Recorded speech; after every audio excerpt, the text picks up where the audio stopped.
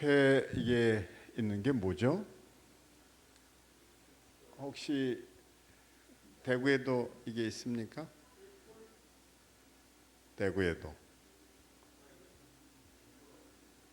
TGI 레스토랑 TGI 있어요? 우리 젊은 사람들이 많다고 전해 들었는데 TGI 있나요? TGI 뜻이 뭔지 아시죠? 미국은 우리나라처럼 월급이 아니라 주급이죠. 그러니까 한 달치의 노동에 대한 임금을 주는 것이 아니라 주 단위로 주기 때문에 월급이 아닌 주급이죠. 5일 근무제가 정착한 미국에서는 금요일이 되면 일주일치를 이렇게 건넵니다. 금요일은 그들에게 정말 꿈의 날이죠. 그러니까 왜 TGI인관이 주말이 되면 그 가족들에게 돌아갈 수 있는, 그리고 자녀들과 함께 고기를 굽고 어떻습니까? 놀이를 하고 쇼핑을 하고. 그래서 그들은 감탄사 중에 감탄사가 뭔가 하니 Thanks God, it's Friday. Thanks God, it's Friday. 오, 하나님, 금요일입니다. 레스토랑을 생각하면 저는 TGI를 간 건 아니었는데 이전 교회에 있을 때 목사님께서 열심히 제게 고기를 구워 주시던 생각이 납니다. 그때 제가 마라톤 풀코스 완주한다고 열심히 몸을 가다듬을 때였습니다. 목사님께서 고기 많이 먹고 힘내서 풀코스 완주하라. 덕분에 풀코스 완주의 기록을 세웠습니다. 아무 반응이 없는 게 그 풀코스 아무나 하는 거 아니거든요. 어쨌든 참 목사님의 그 사랑, 또 목사님과 교제를 통해서 많은 위로를 얻었는데 이곳에 이전하고 정말 오래간만에 목사님 뵙고 싶어서 한 걸음에 달려왔고 와보니 참 큰일 하셨구나. 근데 벌써 또 머지않아 은퇴 얘기가 나오니까 마음 한구석에 너무 서운한 생각도 있습니다. 모쪼록 우리 모두에게 우리의 삶이 환대의 삶을 살아낼 수 있으면 얼마나 좋을까. 그래서 미국인들에게는 이게 Thanks God, it's Friday 이렇게 해서 TGI가 그들의 감탄사라면, 늘 누군가를 환대하고 가정을 소중히 여기는 우리에게는 아마 이것만큼 좋은 감탄사가 없을 거라 생각합니다. I love family. 근데 이 family가 이런 뜻인 거 알고 계세요? Father and Mother, I love you. 영어를 쓰면 일단 아는 척하는 게 신상에 이롭다고 그렇게 내가 가르쳤었죠. 가르쳤었습니다. 예? 그리고 영어에 제발 주눅 들지 말라고. 왜요?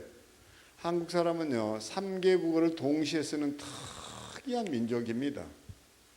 핸들 이빠이 꺾어 3개 국어입니다. 그렇죠? 진짜 걱정스러운 것은 외국인들이에요. 외국인들이 한국에 제일 헷갈려 하는 게 한글 간판인 거 알고 계시죠? 할머니 뼈다귀 해장국. 무슨 놈 나라가 할머니 뼈다귀를 해장국으로 먹는 나라가 있는가 말이에요. 예? 거기다가 죽여주는 동치미 이러죠. 자, 그래서 이 패밀리를 파자를 하자면 F, father, 아빠, A-N, 그리고 M, mother, 엄마. 그러니까 아빠 그리고 엄마, I-L-Y 그러면 I love you. 이러면 수준 있는 사람들은 박수를 칠 줄도 알죠. 그래서 코로나가 우리에게 다시금 깨우쳐 준 것 하나가 있어요. 뭘까요? 가정으로 돌아가라는 거예요. 가정으로 돌아가라. 그래서 보시는 대로 참 이게 뭡니까? 코로나 바이러스입니다. 이렇게 예쁜 줄 몰랐죠. 근데 코로나의 뜻 가운데 하나가 이거인 거 알고 계세요?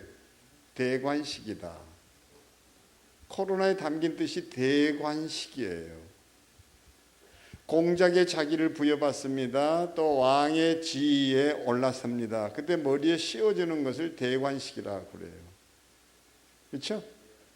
그래서 어떤 목사님 제게 이렇게 그 수수께끼 같은 얘기를 하셨어요. 오늘 아침에도 저는 주일 학생이 제게 와서 이렇게 얘기하더라고요. 목사님, 달팽이가요 거북이 등에 올라탔어요. 달리거든요. 그래서 뭐라고 그랬겠어요? 거북이 등에서 달팽이가 뭐라고 그랬냐고 했더니 야호 이랬대는. 왜 그런지 아세요? 달팽이한테는요 거북이 등에 실려서 달리는데 그게 레이싱 수준이에요. 카 레이싱 수준이라는 거예요. 이럴 때 저는 그 충청도에 와 있는가 이런 생각이 좀 들어요. 아재 개그라는 건가요? 수수께끼 같은 얘기를 했는데 이게 뭔가니 목사님 진짜 복 중에 복이 뭡니까? 이러더라고요. 대답을 못하니까 물복도 아닙니다. 인복도 아닙니다. 진짜 복이 있습니다. 코로나는 전화이복입니다. 요즘 많은 분들이 코로나 블루라고 그래서 코로나 우울증을 앓고 있다고 그러죠. 그걸 넘어서서 코로나 레드라고 얘기합니다. 언제 정말 마스크를 집어 던져야 될는지, 던지게 될는지, 언제 경기는 풀릴는지, 그래서 언제 좀 친구들을 마음 놓고 끌어안고 소리치고 웃고 좀 그렇게 지내볼 수 있을지, 많은 사람들이 캄캄한 앞날에 대해서 많은 고민을 안고 있는 것이 사실이죠. 그래서 코로나가 우리에게 가져다준 변화가 이렇죠. 그러니까 2019년 전에는 사람들이 동물을 구경을 했습니다.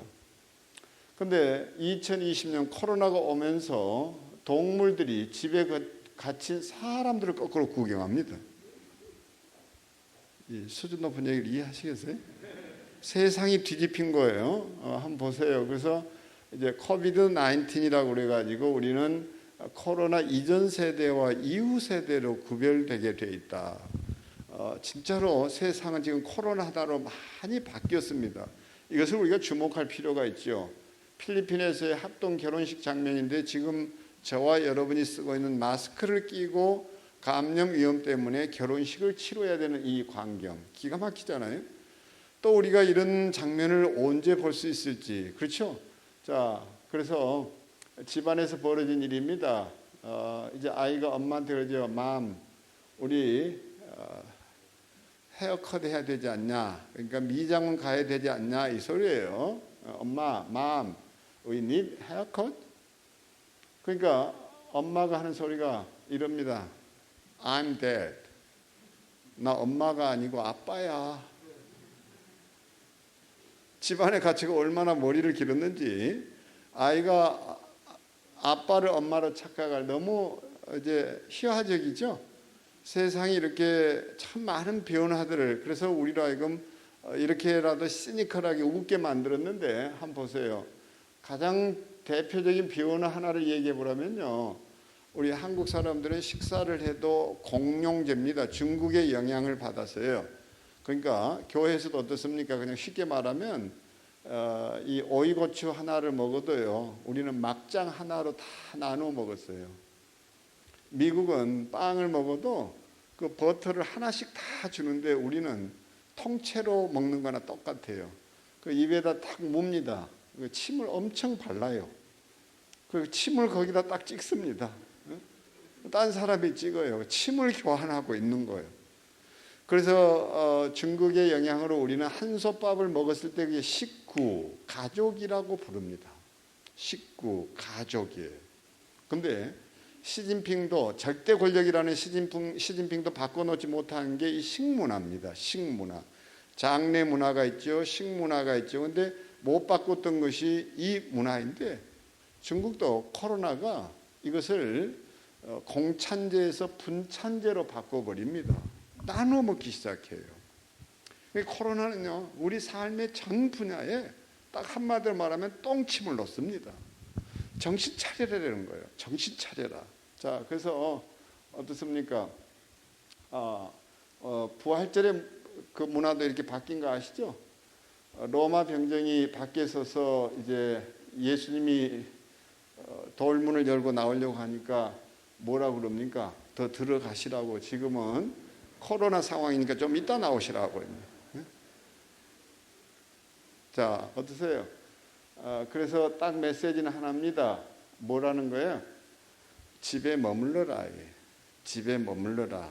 그래서 목사님도 조금 전에 그런 얘기를 하셨지만요, 가정이 소중하고 또 소중하지만 코로나가 오면서 사람들이 철저하게 느낀 게 내 옆에는 결국 가족 외에는, 그리고 또 뭐예요? 가정이 얼마나 소중한지. 근데 여러분의 주보에도 보니까 사랑하는 이 가족의 소중함을 먼저 드러내고 또 가정 중심, 그 제자훈련과 함께 이런 사역을 펼치는 걸 보면서 한결같으신 목사님의 목회 철학에 또 한번 감탄을 했습니다. 그래서 집에 머물러라는 게 코로나가 내린 명령이에요. 어떻습니까? 코로나가 가져다 준 가장 큰 아픔은 이제 코로나가 끝날 때쯤 돼가지고 우리 어떻게 바깥으로 나가지? 확진자들이 너무 많이 늘었어요. 확진자. 집안에 박혀가지고 얼마나 많이 먹고 운동은 안 했든지 문으로 나갈 수가 없게 된 거예요. 해석을 해줘도 제가 충청도에 가서 강의를 하면서 아무리 재미난 얘기를 해도 너무 반응이 없어서 왜 이렇게 반응이 없냐고 했더니 모르고 오셨냐고. 그러면 하니까 우리는 뒀다가 집에 가서 웃고만요. 알면서도 늘 속아요. 충청도 분들은요, 운전을 해도 일단 우회전 해놓고 그 다음에 깜박이 넣는다 이러더라고요. 자, 그래서 한 아이가 이런 일이 있었습니다. 방학이 길어지자 엄마들이 괴수로 변했다. 그 중에서도 우리 엄마가 가장 사납다. 그래서 나는 아주 두렵고 무섭다. 그래서 나는 아주 고통스러운 삶을 살고 있다. 자, 이런 코로나 상황 속에서 정말 우리는 어떤 삶을 살아내야 될까 고민이죠.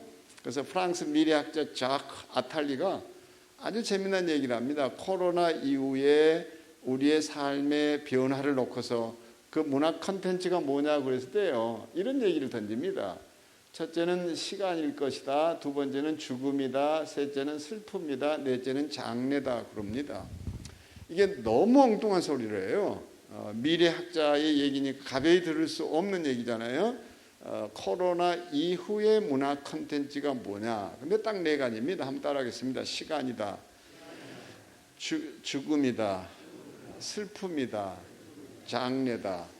이 얘기로부터 오늘 얘기를 좀 풀어보려고 합니다. 그래서 교육을 맡고 있는 일선 교사들로서 또 아니면 가정에 관심이 많은 우리 성도들 입장에서 어떻게 우리가 살아내야 할 것인가라는 건데요. 이 네 가지를 잊어서는 안 된다는 것입니다. 근데 이 네 가지를 이해한 사람이 별로 없다는데 너무너무 저는 놀랐어요.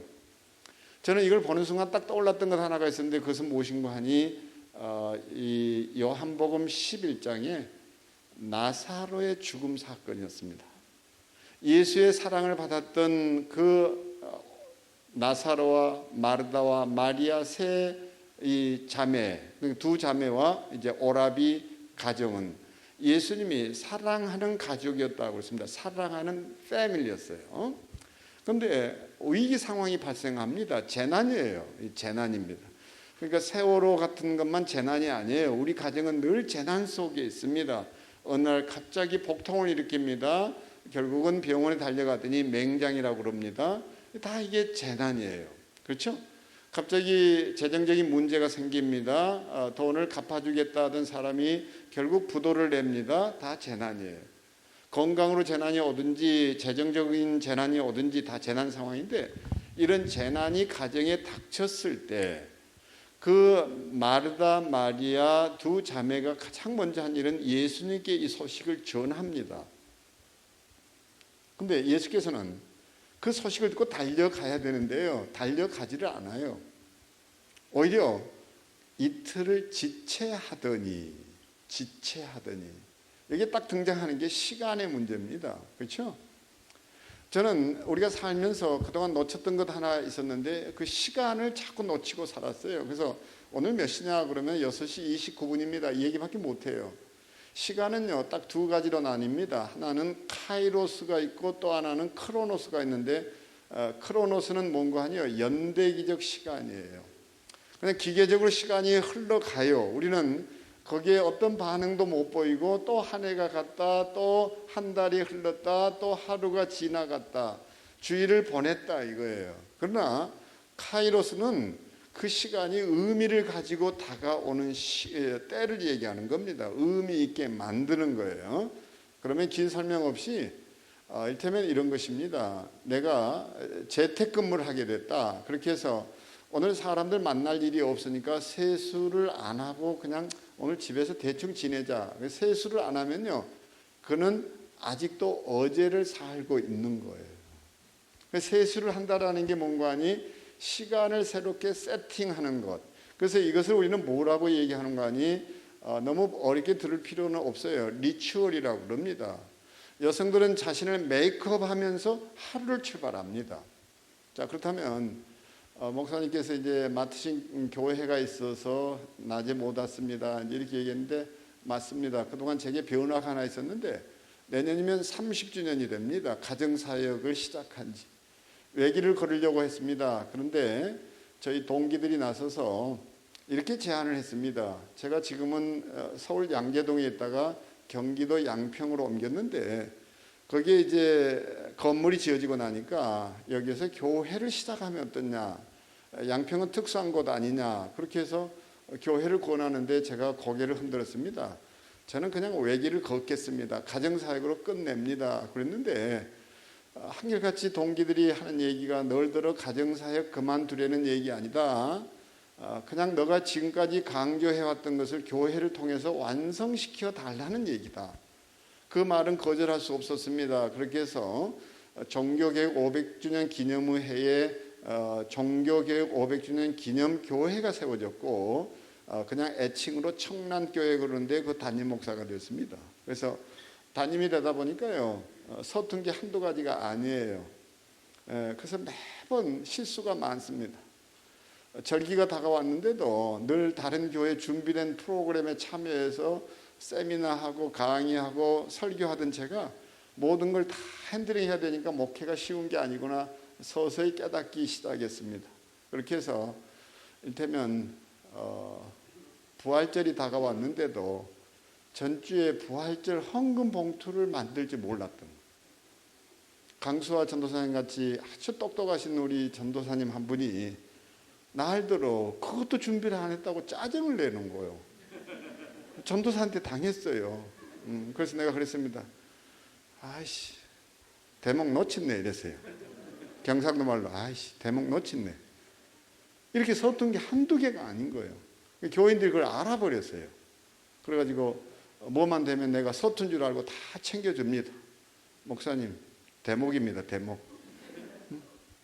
그 어린이들하고 함께 예배를 드리는데요 너무너무 좋아요.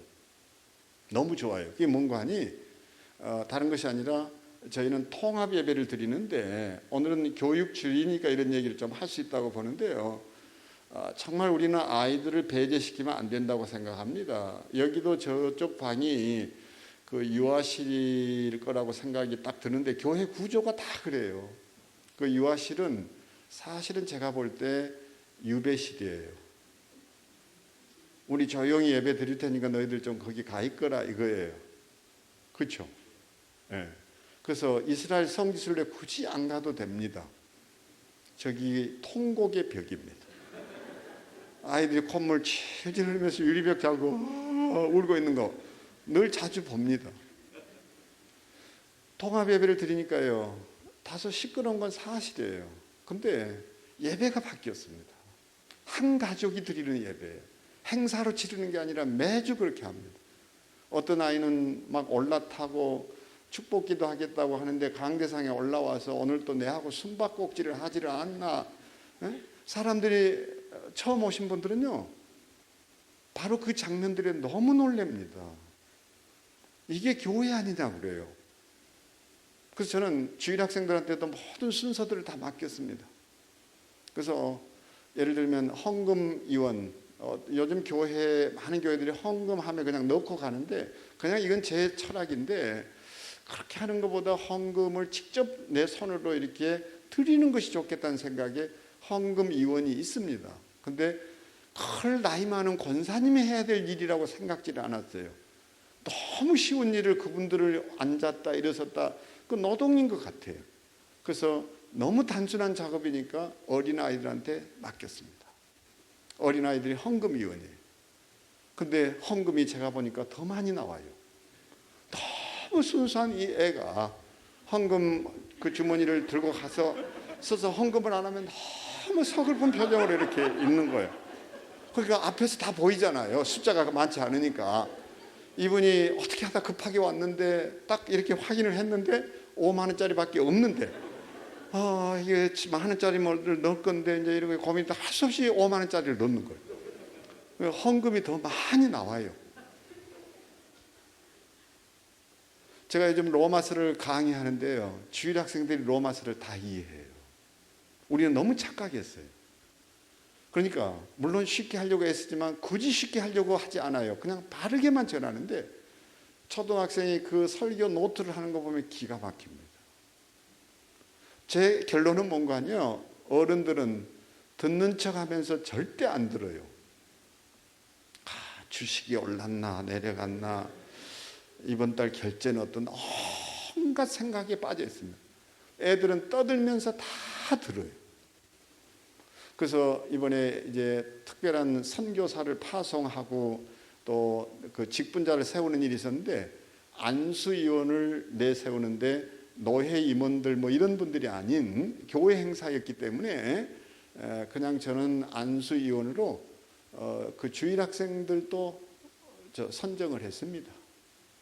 그래서 예수님이 하셨던 대로 우리 해보자, 그렇게 해서 머리에다 구약시대처럼 이렇게 안수하지 않고 예수님이 발에다 안수했듯이 우리도 발에다 안수하기로 했습니다. 그래서 그게 세족식이었어요. 초등학생들이 그 임직받는 분들한테 발을 시켜줬습니다. 교회에 가장 나이 많으신 분들이 두 번째 발을 시켰습니다. 아내들이 발을 시켰습니다. 저는 구두 하나를 교회 돈이 아니라 제 돈으로 선물했습니다. 세 분께. 그리고 발을 닦고 구두를 신겨드렸습니다. 이유가 있었어요. 구두는요, 무슨 의미가 있는가? 이력서 그런데 영어로는 리주메 이랬을 때 그 이력서의 뜻이 한자어로는요, 발리자 단일력 기록서예요. 발로 다닌 역사예요. 그러니까 한마디로 말하면 신발을 건넸던 것은 지금부터 새로운 역사를 써라 이거예요. 새로운 역사를 써라. 그래서 여성들은 메이크업 하는 것이 하루를 시작하는 리추얼, 의례를 한다면, 미국에서 중산층 이상의 모든 남성들은요, 반드시 구두를 캐주얼화가 아닙니다. 구두끈이 있는 것을 신습니다. 아침을 출발할 때 구두끈을 매는 것이 하루의 시작의 리추얼이에요. 그때 시간이 어떻게 변하는 거 아니요? 크로노스의 시간이 아니라 카이로스의 시간으로 바뀝니다. 코로나가 우리에게 시간의 문제를 절절하게 요구하고 있습니다. 다시 말씀드립니다. 코로나 이후에 우리가 고민해야 되는데 그 시간이 왔어요. 이게 무슨 시간인 거 아니? 따라하겠습니다. 이제는 부모의 시간이 왔다. 부모의 시간이 왔어요. 주일학교 교육에 빗댄다면요, 부모의 시간이 왔어요. 꼭 기억할 수 있게 되기를 바랍니다. 결국 시간을 어떻게 쓰느냐가 미래의 성패를 좌우합니다. 지금은 부모의 시간이에요. 그럼 보세요. 코로나 같은 것이 또 오지 않으라는 얘기 없습니다. 변이종이 또 어떻게 발전할지 몰라요. 근데 더 이상 우리가 우리 자녀들을 학원에 맡겨서 뺑뺑이 돌리던 그런 때가 아니에요. 교회 교육도 어쩌면 그런 것으로 우리가 착각을 했는지 몰라요. 교회 교육을 잘못됐다고 나무라는 게 아니라 한 번쯤 고민해 볼 필요가 있다는 거예요. 제가 아주 슬펐던 것 하나 있었습니다. 그게 뭔 줄 아세요? 아이가 게임 중독이에요. 그 아이를 치료하는 중에, 근데 엄마는 성가대 연습해야 되니까 너 저기 가서 게임하고 있으라고 합니다. 너무 이율배반적이에요. 통합 예배를 드려야 될 이유가 행사 절대 아니에요. 그 예배를 통해서 온 가족이 하나님의 말씀에 함께 기울여야 합니다. 아이가 은혜를 받는 것은요, 설교를 알아들어서가 아니에요. 우리가 설교를 예배로 이해하면 안 돼요. 거기 성찬이 있습니다. 아빠가 말없이 눈물을 흘리고 있습니다. 이해되지 않는 말을 아이들이 꼭 신기하고 호기심 많으니까 묻습니다. 그러면 엄마 아빠들이 그걸 풀이하기 위해서라도 설교에 집중할 수 있습니다. 더 중요한 거 있습니다. 우리 집에 불이 났습니다. 그러면 우리는 뭐부터 챙겨야 됩니까? 가장 소중한 걸 챙길 거예요. 그 가장 소중한 것이 뭘까요? 어떤 사람에게는 집문서일 겁니다. 어떤 사람에게는 노트북일 수 있을 것입니다. 아니면 어떤 사람은 간병을 받고 있는 어머니일 수 있을 것입니다. 갓난 아기일 수 있을 거예요. 그걸 들쳐업고 나옵니다. 카톨릭이라는 집에서 우리가 살고 있는데 집안에 화재가 일어났습니다. 결국 살기 위해서 뛰쳐나와야 합니다. 그때 개신교가 그 카톨릭이라는 집에서 뛰쳐나오면서 들고 나온 것 하나가 있는데 그게 뭘까요? 보물 1호가 뭐였을까요? 그게요, 저녁 기도예요. 저녁 기도입니다. 저는 이렇게 비유해요.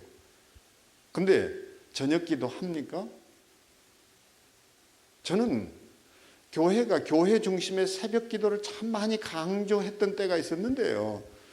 그 새벽 기도도 새벽 기도를 하지만 우리 가정이 살기 위해서 해야 될 기도는요, 잠들기 전에 정말 침상 앞에 이렇게 무릎을 꿇고 하루를 마감하게 된 것을 감사하면서 또 하루를 주님 앞에 맡기는 기도를 하는 이 가정에서의 저녁 기도가 살기 시작하면요, 우리 가정 살아납니다. 그때 우리 가정이 성소가 되는 거예요. 근데 새벽 기도는 그렇게 간절하게 엄매무새 갖춰서 예배 드리고 말씀 붙잡고 하루를 시작했다가 저녁은 개판이 됩니다. 폐잔병으로 잠들어요. 아니요, 유대인의 시간은요, 우리하고 시간이 달라요. 저녁이 되고 아침이 되니 이는 첫째 날이니라 해요. 그들은 결혼식도 그러니까 하루에 첫날 저녁에 합니다. 첫 시간에. 시간이 다른 거예요. 유대인들은 자녀들이 성인식을 할 때 주는 선물이 있는데 그게 선물이 뭔 줄 아세요? 첫째는 성경에 신실한 삶을 살아내려는 거예요. 두 번째는 시계를 선물합니다. 세 번째가 뭔가 하뇨? 저금 통장을 드림입니다. 그 어린 나이에 성인식이 되는데 우리는 결혼식 때 축의금을 줍니다. 그래서 어떤 사람들은 5천만 원, 3천만 원 그 미천을 가지고 결혼식도 치르고 아이들에게 살림을 장만해 줍니다. 근데 유대인들은요, 이보다 훨씬 빠른 12살, 13살 때 일어납니다. 성인식을 할 때 친족들이 몰려들어 가지고 돈을 줍니다. 그러면 그걸 가지고 아버지가요, 아이하고 협의해 가면서 돈을 굴리는 것, 이걸 가르치기 시작합니다. 그러니까 경제적일 수밖에 없어요. 자기 돈이 불어나는 것을 봅니다. 우리가 훨씬 처져 있죠. 어떻든 중요한 것은 뭔가 하니 성공회라든지 이런 데는 아직도요, 저녁 기도가 살아있어요. 근데 우리는 저녁 기도가 사라졌습니다. 긴 얘기 할 것도 없어요. 오늘 이 세미나를 마치고 딱 한 가지 내가 얻고 붙잡아서 실천해야 될 교훈이 있다면 뭘까? 당장 나는 오늘 저녁이라도 저녁 기도로 잠들겠다 그러면요, 우리 가정이 거룩해지기 시작합니다. 새로운 창조가 있기 시작합니다. 아멘. 그래서 새벽 기도 정말 필요합니다. 하지만 동시에 우리가 저녁에 잠드는 침상에서의 저녁 기도로 나의 하루를 주님 앞에 맡기고 새 날을 간구한다면요, 우리의 삶은 달라질 겁니다. 자녀들에게도 요즘 어떻습니까? 손주를 봐드리는 그 어르신들 많은데 다른 거 필요 없어요. 가장 저녁에 잠들 때 그 주기도문이면 주기도문 저녁 기도로 아이를 잠들게 하면요, 그 아이는 성장하는 과정에서 그 영적 유전자가 박혀서 절대 주님 떠나지 못할 겁니다. 그 귀에 새기게 되어 있기 때문에. 자, 두 번째가 뭔가 하니 좀 시간이 길어졌습니다만 죽음입니다. 결국 나사로가 죽어요. 나사로가 죽습니다. 그렇죠? 근데 그 죽음 앞에서 예수님께서 하셨던 말이 기가 막힙니다. 영광을 보리라 하지 않더냐. 영광을 보리라. 어떻게 죽음하고 영광하고는 전혀 아닌 것 같은데 끝내 그 죽음을 맞이하게 됐죠. 근데 기억하셔야 될 게 아브라함이 받은 약속이 뭔가니 가나안 땅이에요. 예. 근데 창세기 23장에 보면 기가 막히게도 사라가 죽습니다. 아브라함도, 믿음의 조상 아브라함도 슬퍼해요. 애통합니다. 울지요. 그리고 즉시 하는 일이 뭔가 하니 매장지를 찾아 나섭니다. 장지를 구하죠. 그게 창세기 23장 전체예요. 근데 그때 이 아브라함이 매장지를 구하면서 자기 신분을 밝힙니다. 나는 족장입니다. 이렇게 얘기 안 해요. 나는 하나님으로부터 가나안 땅을 약속받은 인물입니다. 미래에 이런 사람이 될 겁니다. 이렇게 자기 소개 안 해요. 뜻밖에도 아브라함이 왜 믿음의 조상인 거 아니 딱 요 한마디에 그가 누구인지 정체성이 밝혀집니다. 뭐라고 자기를 소개하는 거 아니? 나그네라 그럽니다. 이게 성경에서 제일 처음 쓰인 단어예요. 나그네입니다. 나그네는 뭐가 나그네입니까? 한마디로 말하면 본향이 있는 사람입니다. 제가 프랑스로 여행을 떠납니다. 그러면 그저 여행 가방 캐리 하나 들고 다닙니다. 집이 없어요. 그냥 나는 유랑하는 사람이에요. 그러나 슬프지 않아요. 말을 못합니다. 불어 안 돼요. 서툽니다. 이런저런 실수도 하게 됩니다. 그렇지만 절대 그것 때문에 기죽지 않습니다. 왜요? 저는 돌아갈 제 집이 있는 사람이에요. 죽음은 우리를 뭐라고 어떻게 만드는 거 아니? 정말 영광스럽게 만들어 주는 장치입니다. 치유가 일어납니다. 우리 모두 상처 입은 피해자로 살고 있지 않습니까? 상처 입은 피해자예요. 그러나 상처 입은 치유자가 돼야 한다는 게 가정사역이 늘 얘기했던 거예요. 그런데 그것도 아니잖아요. 뭡니까? 치유받은 치유자 돼야 돼요. 우리 모두 살면서 알았던 거 하나 있지 않습니까? 세상에 악한 사람 없어요. 약한 사람만 있을 뿐이에요. 그 사람이 악해서 그런 거 아니에요. 약해서 그런 거예요. 이 세상에요, 나쁜 사람도 없어요. 아픈 사람일 뿐이에요. 나빠서 그러는 게 아니에요. 아파서 그러는 거예요. 그런데 죽음은 우리로 하여금 뭘 가져다 줍니까? 내 고질적인 죽이지 못한 성격. 한국 남성들 제일 나쁜 게 성질 부릴 만큼 부려놓고 나는 뒤끝이 없다 그 지랄들 하잖아요. 응? 응? 분노 조절 안 되죠. 예수님도 감정 조절하셨잖아요. 그러니까 단순히 아버지 학교, 어머니 학교만 가지고 가정 서는 때도 이제는 아니에요. 정말 아이들 스마트폰 중독에 대해서도 얘기해야 될 때가 됐고 감정 조절에 대해서도 훈련받아야 될 때가 됐어요. 그런데 예수님이 감정 조절의 대명사예요. 기쁨을 위하여, 부끄러움을 참으사. 주님도 자신의 감정을 컨트롤했어요. 그런데 우리는 감정 컨트롤이 안 돼요. 그냥 성질 부리는 것이 마치 남자들의 특권인 양 착각을 합니다. 이렇게 고쳐지지 않은데 많은 가시 같은, 육체의 가시 같은 병도 죽음은 치유해 줄 거예요. 그래서 죽음은 온전한 치유라고 말합니다. 그런데 우리는 죽음을 의식하지 않고 살지요. 죽음이 3인칭이 되어 있는 지가 오래됐습니다. 3인칭이 뭡니까? 그들이 죽었어요. 그게 세월호 사건이에요. 화재가 일어났어요. 그들이 죽었어요. 이러니까 우리 삶에 변화가 없는 거예요. 2인칭의 죽음이 돼야 됩니다. 2인칭의 죽음은 뭡니까? 아버지가 돌아가셨어요. 어머니가 돌아가셨어요. 지인이 돌아가셨어요. 2인칭의 죽음이 됩니다. 이래도 사람 절대 안 변해요. 죽음은요 1인칭일 때만 의미가 있습니다. 그래서 죽음이 죽어 있는데 이 죽음이 탄생해야 된다는 거예요. 근데 아무리 얘기를 듣지 않던 사람들이 비로소 죽음을 생각하기 시작했어요. 이게 코로나가 가져다 준 최고의 선물입니다. 우리는 길을 가다가 그 산길에서 갑자기 무덤을 보면 깜짝 놀래고 겁을 먹었어요. 근데 아니에요. 그게 유대인들에게는요 뭘 가르치는 거 아니? 여기 사람이 살고 있었다는 얘기인 거고, 그 죽음은요, 무덤은 희망의 상징이에요. 아버지하고 아들이 사막길을 하염없이 걷고 건넙니다. 떼약볕이 내리쬐입니다. 목이 마릅니다. 목이 타들어갑니다. 등짝은 따가워지고 큰 그 햇볕에 온몸이 오그라붙는 것 같습니다. 아들이 픽 쓰러집니다. 아버지가 아들을 일으켜 세웁니다. 조금만 더 걷자, 조금만 더 걷자. 다시 일어서서 걷고 걷던 아들이 더 이상 견딜 수 없어가지고 다시 쓰러지면서 이렇게 말합니다. 아빠, 차라리 죽어버리는 게 낫겠어요. 근데 그 아빠가 아이를 다시 붙들어 일으키면서 이렇게 얘기합니다. 애야, 저기를 좀 보렴. 저기 무덤이 있지 않니? 우리 같으면 너 저기 쳐박아 넣겠다, 이런 소리도 들릴 수 있는데 그게 아니에요. 무덤이 있다는 것은 저기 사람이 살고 있다. 저기에 그 무덤은 뭐였습니까? 사막길을 건너는 사람들에게 이정표 같은 역할이었어요. 그러니까 우리가 경주로 여행을 가잖아요. 경주 여행 가는 건 뭡니까?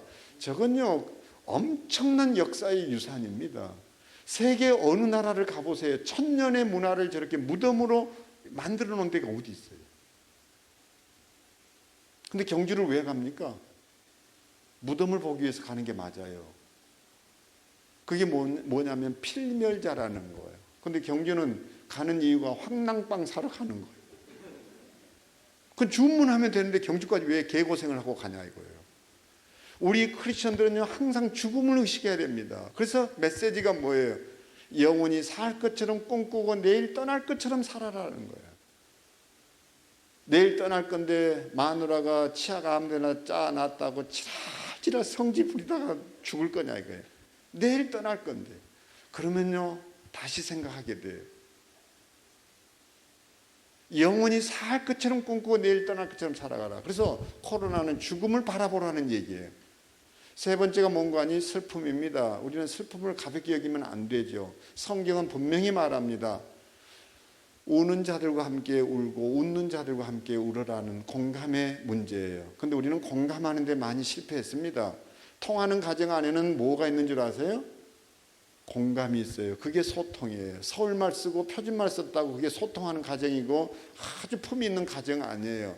통해야 해요. 공감이에요. 근데 아이들이 아파하는데 그걸 공감 못합니다. 이번에 한 아이가 학교에서 자살했어요.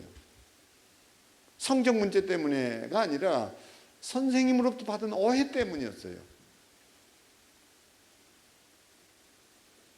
제가 직접 들은 얘기입니다. 아이가 정말 공부를 열심히 합니다. 엄마가 그래요. 제발 이 학교만 들어가다오. 엄마 소원이다. 그렇게 하고서요, 건네는 얘기가 이거였어요. 그래서 학교 가고 나서 대학 가면 그때부터는 너 마음대로 해라. 너 마음대로 해라고 그랬어요. 정말 피눈물 나는 노력을 합니다. 아이가 엄마가 그렇게 원했던 소원을 풀어드려요. 가족이 전부 놀라서 기뻐하고 잔치를 하는 날이었어요. 그 잔치상 앞에서 딸이 그럽니다. 엄마, 이제 엄마 소원 들어줬으니까 내 마음대로 해도 되지. 그럼 이제 너 마음대로 해. 그 아이가 바로 옥상으로 올라가서 뛰어내렸습니다. 우리는 자녀들을 우리의 욕심 또 내 명예를 위해서 그렇게 다루지 않았는지 좀 깊이 생각해야 돼요. 무엇이 중요한 건지를 얘기해야 돼요. 제 큰 녀석, 다 이제 아시겠습니다만 두 녀석을 저는 미국에서 키웠습니다. 그때 외롭고 힘들 때 마라톤을 했고, 우리 이 목사님이 마라톤 한다는 얘기 듣고 그때 고기를 몇 인분 더 시켜줬던 거예요. 그래서 못 잊는 거예요. 근데 우리 집에 큰 놈은 성격상 그래요. 이 녀석은 돈을 너무 좋아하는 거예요. 돈 할 때마다 야, 이 자식아, 목사 아들이 됐으면 좀 경건해라 이 자식아. 지가 목사 아들 될라고 된 건가요? 이 녀석은 하도 우기는 놈이에요. 하여튼 이런 물건 하나를 이렇게 사잖아요. 이런 걸 사가지고 마음에 들면 다행인데 마음에 안 들면 밤새 동생 꼬셔가지고 팔아 먹어버리는 놈. 그럼 나는 또 그걸 보고 화가 나가지고 야, 이 자식아, 형제끼리 물건 사고 파는 게 그것도 형제냐 이 자식아? 그 윽박지르고 둘째 놈 보고는 야 임마, 그 돈이면 중고 2개 산다. 2개 사 너. 형제 이간질이나 시키고 못된 아버지였습니다. 근데 어느 날요, 이 녀석이 돈을 헤아리다 말고 또 헛소리를 한 거예요. 엄마, 난 돈 헤아리고 있을 때가 제일 행복해요. 그때 얼마나 제 아내나 저나 충격을 받았는지 모릅니다. 예? 애 잘못 키웠다. 그러던 어느 날 저희가 깨달은 거 있는데 뭐였는 줄 아세요? 제 아이 성공시키려고 했더니요, 제 아들은 점점 불행해져 가던데. 제 아들 성공시키려고 했을 때 제 아들은 불행해져 갔어요. 근데 반대로 제 아들 행복하게 해야 되겠다고 다짐했더니요, 제 아들 행복하게 해줘야 되겠다 했더니 아들은 저절로 성공의 길 걷고 있던데요. 그리고 지 소원대로요, 결국 지 소원대로, 아빠 소원이 아니었어요. 지 소원대로 회계학 전공했어요. 그래서 요즘 얼마나 회계 많이 하는지 몰라요. 우리는요, 자녀들 키워도 불평등하게 공평해야 돼요. 이 말 기억하세요. 불평등하게 공평해야 돼요. 평등이 답 아니에요. 공평이 더 중요해요. 그러면 A라는 아이와 B라는 아이를 키우는데 A라는 애는 외향적이고 그 아이는 공부를 해도 과외를 집단으로 받는 것이 좋으면 그렇게 시키는 게 맞고요. 그저 소심한 데가 있고 개인적인 걸 좋아하는 아이는요, 그냥 개인 과외 시키는 게 맞아요. 이게 답이에요. 그러니까 그것이 누구는 학원에 보내주고 누구는 개인 과외 시켜주고 이렇게 얘기하면 안 돼요. 그냥 비유했지만요, 불평등해요. 그러나 그게 공평해요. 어쨌든 죽음의 문제가 우리에게는 큰 이슈가 되어 있기 때문에 이거 가볍게 여길 일이 아니고, 그걸 넘어서서 슬픔은요 공감이에요. 그러니까 아이가 아파할 때 참 힘들겠다, 이 따뜻한 말 한마디가 소통이에요. 청소년 자녀를 둔 부모라면 더더욱 그렇죠. 자기 정체성이 흔들려요. 늘 자기도 괴로워요. 경북대학의 그 법학대학의 한 교수 얘기하시죠? 딸년이 너무너무 속을 썩이는 거예요. 딸년이. 그래도 국립대학의 교수잖아요. 난 아빠 같은 인생 안 살 거거든. 열받죠. 그 청소년 지도사를 찾아요. 내용이 그거예요. 이거 도대체 어떻게 하면 좋겠냐고 했더니 그 청소년 지도사가 이 대학 교수한테 하는 얘기가, 교수님, 질량 총량의 법칙 압니까? 안다. 그러면 지랄 총량의 법칙은요? 그건 또 뭐냐고 했더니 지랄도 떨 만큼 떨어야 끝이 납니다. 지랄 총량의 법칙입니다. 교수가 거기서 깨닫습니다. 그래서 가만 생각해요. 지랄을 집안에서 떨고 끝내는 게 낫지 집 밖에서 지랄을 떨면 어떻게 되겠나요? 둘째 아들은요, 정확하게 얘기하면 지랄 총량의 법칙을 채웠어요. 지 하고 싶은 거 다 했어요. 그걸 나쁘게 생각하면 안 돼요. 돌아왔어요. 오히려 이 아이가 건강한 아이예요. 그때 아빠가 주는 선물이 뭐냐, 그 얘기를 이제 좀 이따 하려고 하는데요. 그때 아버지는 이 무너졌던 가정을 어떻게 재건축하느냐, 빌드업 하느냐는 건데, 그 얘기를 하기에 앞서서 진정한 소통은 공감해 주는 거다. 그러면 더 좀 노골적인 얘기하면, 저는 절대 지금 정치 얘기하는 거 아니고 그냥 아팠던 사건 하나 얘기하려고 하는데, 세월호 사건이 제게는 너무 충격적이었기 때문에 그래요. 세월호 사건 때 박근혜 전 대통령께서 대통령으로 세월호 현장을 찾습니다. 그것은 누구나 해야 할 나라 통수권자로서의 일이에요. 통수권자, 지도자가 된다는 것은 딱 한마디로 정리할 수 있습니다. First in, last out이에요. First in, last out. 지도자는 가장 먼저 위험한 지역에 뛰어듭니다. 그리고 마지막에 아웃 나와야 돼요. 대통령은 그러나 어떻든 시간이 지체됐습니다. 그리고 그 현장에 가서 연설했습니다. 만전을 기하겠다. 그리고 그 연설대에서 내려오는 순간 40대 후반의 아줌마가 뛰쳐나옵니다. 그리고 땅에 엎어져서 울면서 내 아이 살려달라고 그랬어요. 그때 박근혜 전 대통령께서 하실 수 있는 일이 딱 하나 있었습니다. 가슴을 주는 일이었어요. 경원이 뜯어 말려도 경원들을 뿌리치고 내려서서 그냥 엎어져서 울고 있는 그 엄마 앞에서 같이 무릎을 꿇고 끌어안고 그냥 울어주었으면 됐어요. 그러면 국민들은 그 대통령의 진심 앞에, 공감해주는 대통령 앞에 가장 상처가 치유됐을 거예요. 근데 째려보고 나가버렸어요. 이거는 국내 기사는 잘 쓰지 않지만 외국 기사들은 이거 다 다룹니다. 버락 오바마 대통령이 왜 버락 오바마인 거 아니? 대통령 전용 그 헬기를 타고 도착을 했는데 갑자기 비가 쏟아져요. 여자 직원들이 앞서 이렇게 비를 맞고 가니까 쫓아가서 우산을 받쳐주는 게 그 버락 오바마예요. 그 미국 국민들은 그런 대통령에 대해서 무한 신뢰를 바칩니다. 그게 뭔가니 공감이에요. 당시 교육인적자원부의 장관은 부총리를 겸임하고 있잖아요. 이 아이들이 많이 죽었으니까 현장에 갔어요. 현장에서 뭘 합니까? 배가 고팠어요. 그래서 라면을 비서가 끓여줬는지 뭐 했겠죠. 근데 두 끼 세 끼 안 먹는다고 죽을 일 없는데 그 품위가 없었어요. 사람이 동물이지만 동물이 사람은 아니에요. 사람과 동물의 차이는 뭔가 하니 사람은 음식을 입으로 가져가는 거예요. 동물은 입을 음식으로 가져가. 이 차이예요. 아무리 배가 고파도요, 공감이라는 것은 뭐가 공감인 거 아니? 나의 슬픔과 나의 아픔보다 상대방의 슬픔과 아픔을 먼저 헤아리는 선택이 공감이에요. 그 밥 못 먹지 못한 채 아들을 잃고 울부짖는 그 부모들 옆에서 그 라면을 냄비에 끓여준 걸 갖다 먹는다라는 것 자체는요, 품위도 없을 뿐더러 공감하는 정치 지도자가 아닌 거예요. 공부를 많이 하는 사람들이 비극이 이런 거예요. 그냥 걸터 앉아서 입을 갖다 대고 라면을 먹었대요. 그게 사진에 찍혔어요. 보도가 된 거예요. 너무 경우에 안 맞는 일인 거예요. 사람은 지금 슬피 울고 있는데 거기서 뭐 얼마나 배가 고파서 그 라면을 먹고 먹에 집어넣느냐 말이에요. 시비가 걸렸어요. 그랬더니 대변인인가 뭔가 하는 사람이 또 헛소리 했어요. 계란도 안 넣은 걸 가지고 그러냐고. 공분이 일어났어요. 공감받지 못한 국민들이 분노한 거예요. 자녀들이 왜 슬픈지 아세요?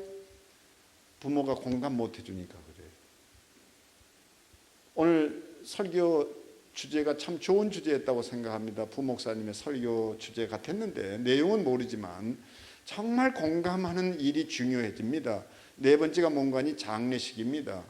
장례식 아주 중요해질 겁니다. 저는 속히 이 좋은 건물 안에서 교회 장례가 다시 회복되기를 소망합니다. 제가 그래서 그 죽음의 탄생이란 책에도 그런 것을 절절하게 썼는데요. 지금 한국 교회는 권위를 다 잃었어요. 그래서 한국 교회가 권위가 있었던 데는 뭔지 아세요?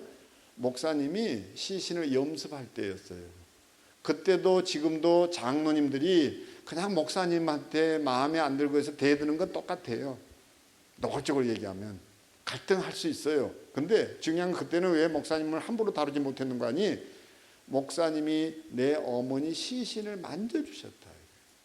그 심리의 마지노선이에요. 근데 요즘은 그 시신을 만져주는 사람이 목사님 아니에요. 장례 지도사입니다. 목사님이 한 게 없어요. 그러니까 권위를 잃어요. 감동 없어요. 이게 답이에요. 근데 염습이 필요 없게 됐습니다. 저도 염습하고 싶었습니다. 다른 것이 아니라 제 아버지가 초등학교 교장 선생이 있었습니다. 그러니까 제 어머니는 사모님으로 불렸고 우아하시면 됐어요. 시골이라 할지라도. 근데 시골교회 권사님일 때 그 전도사가 부임하는 날 교회에 상이 났습니다. 제 어머님이 출석하시던 출석하시던 교회에 전도사가 부임하는 날 그런 일이 벌어졌고, 전도사님에게 당신은 전부 교회장이었으니까 교회에서 목사님들이 성직자들이 할 때니까 오늘 염습해야 된다 이렇게 얘기했습니다. 근데 이 전도사가 염습을 한 번도 해본 일이 없어서 겁이 나서 빼버렸습니다. 차 몰고 그대로 달아나 버렸어요. 그래서 결국은 어떤 일이 벌어졌는 거 아니? 장례를 못 치르게 됐습니다. 난리가 난 거예요. 기가 막혔어요. 이런 교육자가 어디 있습니까? 결국 제 어머니가 할 수 없이 수습을 해야 됐고, 그 상황 속에서 나이 많으신 입장에서 옛날 이렇게 건너보던 그 염습하던 것을 기억을 해가지고 그 시신을 매만져 줬는데, 그날로 우리 어머니가 염습쟁이의 길로 들어섭니다. 교장 선생님 사모님 염 끝내주게 하더라 이래가지고 상만 나면 어머니 보고 오라고 그러니까 우리 어머니가 가서 그 염을 다 해주신 거예요. 그래서 염쟁이 길로 들어섰어요. 그리고 시신 만지던 손 가지고 와가지고 또 나물 묻혀가지고 우리 아버지한테 내놓고, 우리한테 내놓으면 그게 목구멍에 넘어갔겠습니까? 뭐 속으로 막. 예? 근데 철이 들어가지고 어머니 마음을 읽기 시작했습니다. 어머니 왜 그러셨어요? 제 어머니가 한 사람이라도 전도해야 되지 않냐, 이거였어요. 그때 내가 정신을 바짝 차리고 나는 유명해졌고 또 사람들이 알아주고 환영받고 하지만 내가 진짜 나일까 생각해 보니까 나는 가짜 목사라는 생각이 있었습니다. 내가 진짜 목사로 인정받는 때는 사람들이 박수 쳐주고 TV에 나온다, 뭐 좋은 책 썼다, 뭐 했다, 강의 잘한다, 이래서 내가 목사로 인정받는 게 아니라 나는 내 어머니를 통해서 인정받을 거다 생각했습니다. 내 어머니와 아버지. 어느 날 이런 생각이 불쑥 든 거예요. 내 어머니가 돌아가셨습니다. 근데 내 어머니가 아무리 영혼이 떠나서 아무것도 모르지만 낯선 남자의 손에다가 내 어머니를 맡기고 싶지가 않았어요. 아버지는 모르겠지만 내 어머니 몸은 내가 만져주고 싶었어요. 어머니가 나를 낳고 그 피똥을 싸고 힘들어할 때 어머니가 다 그것을 비도 안 상하고 나를 다 건사했다는 걸 알아요. 나도 어느 날 내 어머니 마지막을 돌보고 싶었어요. 그걸 또 돈 얼마 주고 염습쟁이에게 안 맡기고 싶었어요.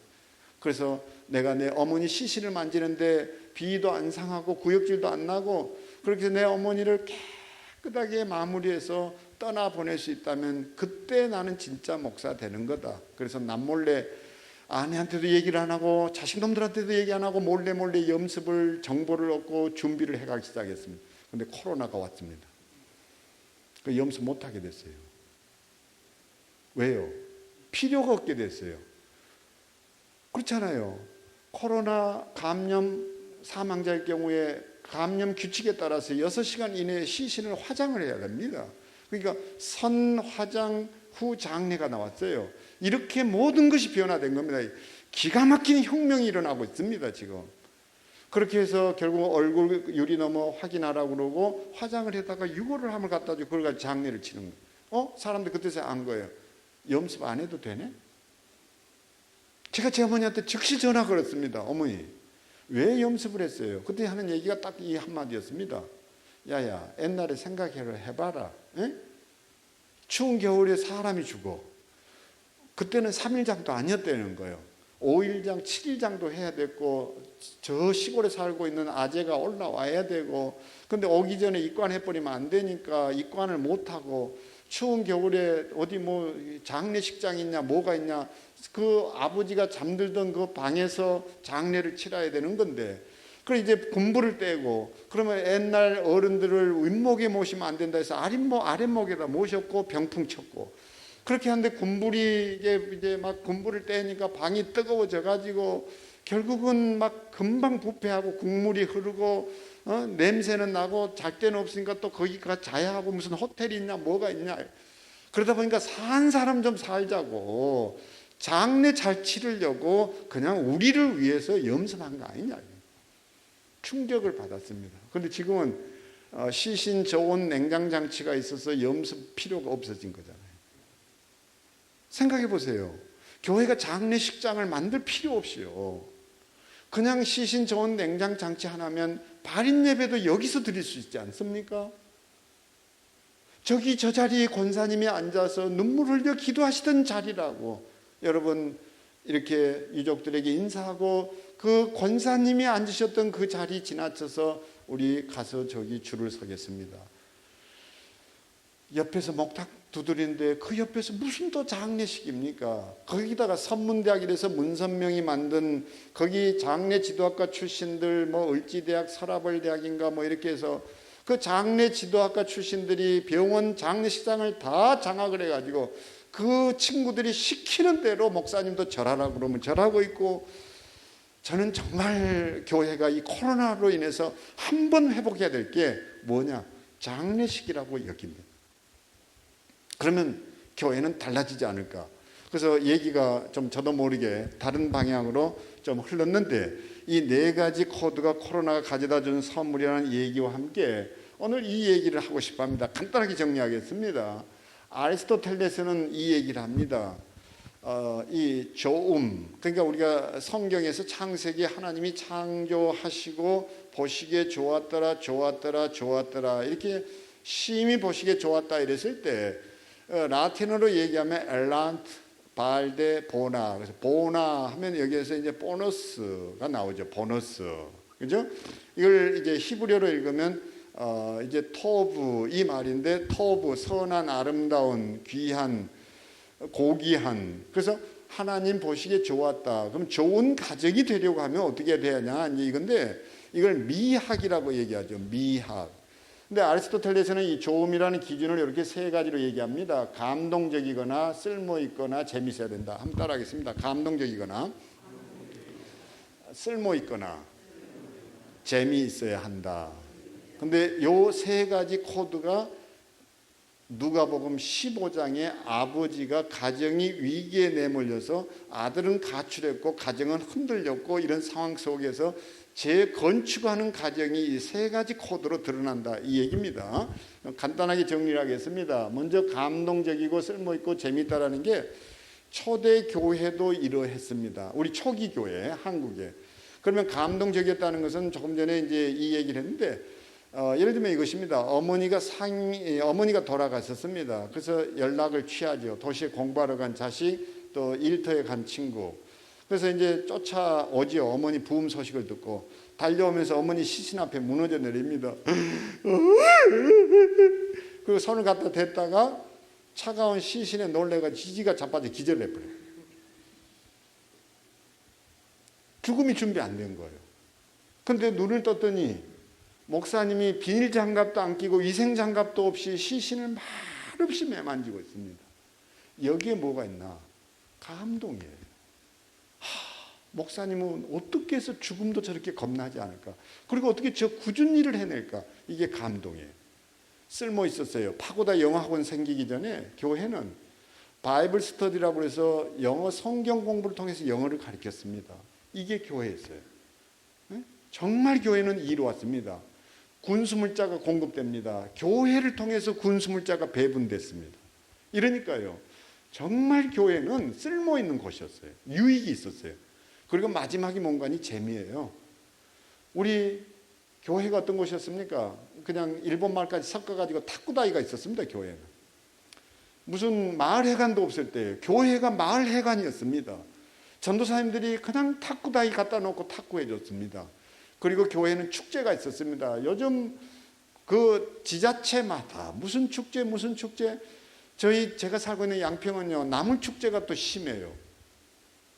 이제 7월 10일 되면 참 재미난 거 하나 보게 될 텐데, 범 내려왔다가 이제 사업뷰라고 그러죠. 그 후속타로 만들어진 것이 이제 한국관광공사에서요, 한국의 중요한 아이템 10개를 뽑아가지고 이거를 이제 정말 공을 들여서 만드는데, 이게 이제 매덕 뷰가 될지는 모르지만 그 찍히는 것 중에 하나가 뭔가 하니, 우리나라에 파이프 오르간 제작자가 있습니다. 그분이 파이프 오르간을 지금 21개째 제작하고 있는데 16번째, 17번째 2개가 하필이면 저희에 어떻게 하다 오게 됐습니다. 그리고 청란교회가 유명해지면서 그 청란교회가 이번 촬영의 중심지가 됐습니다. 별로 감동도 안 받는 것 같아요. 예? 근데요, 이것 때문에 이제 어떤 일이 벌어질지 저도 참 잘 모르겠어요. 근데 이걸 하고 나서 그 제작자가요, 양평군을 찾아가요. 제가 살고 있는 동네예요. 가서 이런 일이 지금 벌어지고 있는데 양평군에서 이것을 양평군의 문화로 좀 어떻게 좀 만들어 볼 수 없겠냐고 했더니 그 공무원이 하는 얘기가, 저희는 지금 나물 축제하기도 바쁩니다. 이분이 울고 나와요. 이런 분은요, 양평군에서 유치를 해야 될 분이에요. 근데 뭐 지자체마다 페스티벌 그러는데 그 페스티벌의 원조가 교회예요. 제 어릴 때만 해도요, 문학의 밤이 교회 안에서 다 행해졌습니다. 성가대가 교회 안에 있었습니다. 여기 성가대 뭐 서는 자리가 있겠죠. 몇 달 며칠 연습해가지고 그 변성기 때 터지지도 않는 목으로 돼지 목 따듯이 소리 꽥꽥 질러대던 친구들이 나중에 음악대학을 가서 성악가가 되고 세계 무대에 서고, 그 문학의 밤 한다고 끄적거리던 녀석들이 시인이 되고 팬클럽이 나중에 문학가가 되고 시인이 돼가지고 그 시심을 또 퍼뜨리는 사람이 되고, 교회가 문화의 중심이었어요. 근데 이 모든 것들이 다 재미있는 일이었습니다. 그렇잖아요?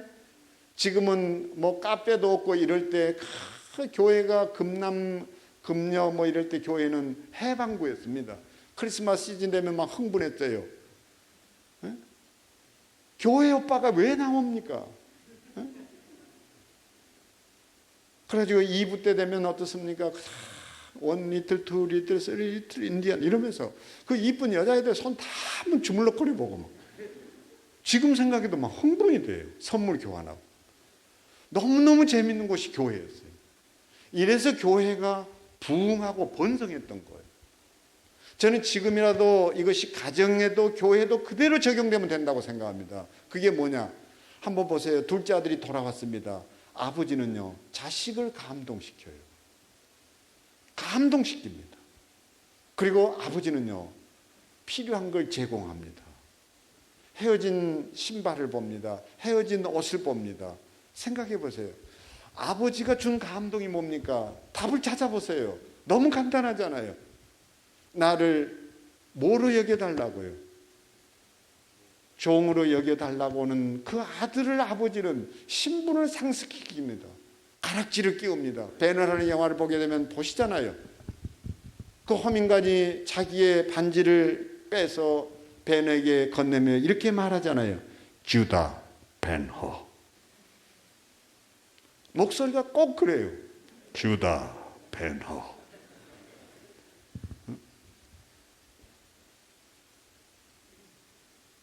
뭡니까? 로마의 시민권이 이양이 돼요. 상속자예요. 건드리면 로마에 대한 도전이에요. 아버지는 뭐라고 얘기합니까? 넌 종이 아니야. 넌 내 아들이야. 넌 내 아들이야. 존귀하게 만듭니다. 내 자녀가 존귀해 본 일이 있습니까? 자녀에게 해줄 일은요, 다른 거 없어요. 너는 존재 자체가 귀하다는 거예요. 너가 너무 사랑스럽다는 거예요. 여러분, 사도세자 영화가 가져다 주는 게 뭔지 아세요? 그거 한번 보세요. 너는 존재 자체가 영모다 이거예요. 존재 자체가 영모라는 거예요. 세자가 그 뒤주에 갇혀가지고 울부짖는 소리가 뭡니까? 나는 아버지의 따뜻한 눈길이 필요했어 이거예요. 딱 한마디로 얘기하면 사도세자는 재능이 있었어요. 그림의 재능이 있었어요. 시의 재능이 있었어요. 개 그림을 잘 그렸어요. 개 그림이 얼마나 어려운 줄 아세요? 그러니까 한마디로 말하면 사도세자는 예체능과였어요. 그러니까 장경로 목사가 뜨기 전에 제가 떴잖아요. 그 EBS 방송에 송기론 스페셜, 그리고 저는 아침마당으로 갔고, 뒤에 이제 연애 프로그램이 종편이 나오면서 많이 생겼고, 그 장경록 목사가 이곳저곳 불려 다녔죠. 장경록 목사는 예체능이고 저는 국영수였어요. 그러니까 이 수준 높은 얘기 이해하시겠어요? 예체능이었어요. 그거 인정해 줬으면 됐어요. 근데 아버지는, 영조는 자꾸 국영수해라는 거예요. 아들이 원했던 건 딱 하나예요. 따뜻한 눈길이었어요. 그런데 싸늘한 눈길에 너는 존재 자체가 영모다. 이게 사람을 무너지게 합니다. 자녀가 아프게 해도요, 지랄 총량 채우고 있다고 생각하면 돼요. 그리고 그냥 너 얼마나 힘드냐 이러면 돼요. 근데 그게 어려워요. 우리 욕심 때문에요. 제 아들 녀석이 착한 아이 신드롬이 걸렸던 애예요. 착한 아이 신드롬이 뭐냐? 미국 살 때요, 큰 놈은 튀었어요. 아빠 교회만 하나님 계시냐고 딴 교회 나간 놈이에요.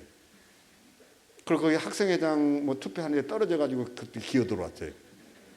근데 둘째 놈은 형이 지 엄마한테 자꾸 튀고 괴롭히니까 엄마 나까지 그러면 슬플 거라 생각해서 늘 엄마 옆에만 있는 거예요. 저녁 기도회를 가요, 아내가. 근데 애들을 미국에서는 따로 놓고 가면 안 되죠. 그러니까 같이 갈래. 엄마가 가자니까 걔는 말없이 순종해요.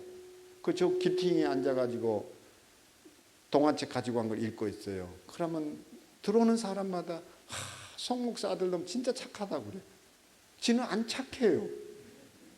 근데 다 착하다고 그래요. 올가미를 자꾸 씌워요. 그 기대를 저버리면 안 돼요. 자기 삶을 산 게 없어요. 그러다 어느 날 이 아이가 결국 대학에 가서 폭발했어요. 나는 아빠 엄마를 위해서 살았지 내 삶을 살아본 일이 없다고. 그때부터 귀신이 됐어요. 그것도 개귀신이에요. 그래가지고 성경도 부정하고 별짓 다 했습니다. 너무 아팠어요. 힘들었어요. 우리 가정에도 재건축이 필요했어요. 그래서 이 아이가 썼던 글을 결국은 내가 나중에 다 정리되고 난 다음에 고백을 했어요. 목회와 신학에. 그 책을 되게 유명한 인사들 가정 안에 자녀들이 주니어 컴플렉스가 있어요. 차부모로 하는 차범근 씨 아들 차두리도 늘 아버지라는 그늘 속에 갇혀가 살아요. 그저 착한 아이만 돼야 돼요.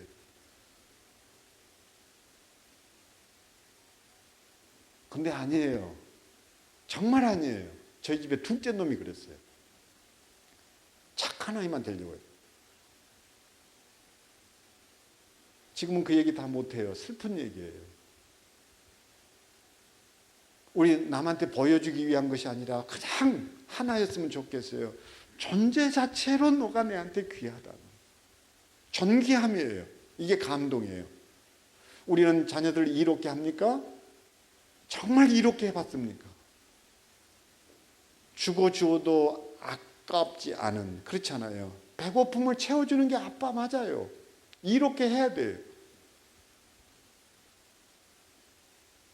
그걸 넘어서서 정말 내가 내 가족들에게 줄 게 뭔지를 생각해 볼 필요가 있습니다. 그리고 마지막 얘기는 이거예요. 이 얘기하고 이제 마무리 짓겠습니다.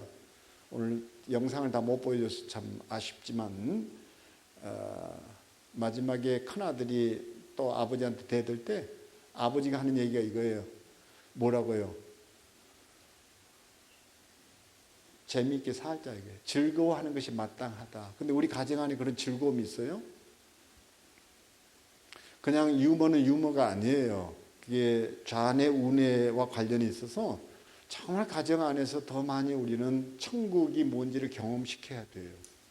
이 세 가지를 꼭 좀 기억해 볼 수 있게 되기를 소망합니다. 그래서 가정을 재건축한다. 이 키워드를 잃고는 어떤 것도 찾아내기 어렵다. 그게 선하고 아름답고 귀한 것이다. 그동안 이제 제 많은 책을 읽었겠지만 저 뒤편에 있는 세 종류의 책은 이런 문제에 대해서 많은 도움이 될 거라는 생각을 해봅니다. 정말 우리는 자녀를 잃고 나서, 아니 소중한 것들을 잃고 나서야 가슴치고 안타까워하는데 그게 아니라 정말 있을 때 소중한 걸 알고 가치롭게 빚어볼 수 있게 되기를 바랍니다. 코로나가 오자마자 나는 배웠다 해서 영남대학교에서 그걸 영상으로 만들어서 돌리고 저도 제가 미국에 소속되어 있는 교회에서 또 돈을 보내와가지고 1,000만 원 처음에는 이 마스크가 없을 때 사서 좀 주려고 하다가 안 돼서 음압병상에 그 기계 지원하도록 이제 대구 그 목회자 협의회 전달도 하고 대구 그러면 떠오르는 게 코로나로 저는 인식이 돼가지고 그때 제가 뭔가 또 나눌 게 있었으면 해서 만들어낸 게 이제 예방 백신으로서 죽음이 배꼽을 잡다. 죽음까지도 깔깔대고 배꼽을 잡고 웃을 수 있으면 우리는 코로나 이겨낼 수 있겠다. 이렇게 해서 심리 방역을 위해서 그런 책도 다 썼던 것인데 대구하고 많은 인연이 있습니다. 어찌됐든 좀 그런 책으로라도 계속되는 이 코로나 상황도 잘 이겨내시고 우리 교육주일 멋지게 다시 한번 재건축 가정의 꿈을 꾸어볼 수 있게 되기를 소망합니다. 감사합니다.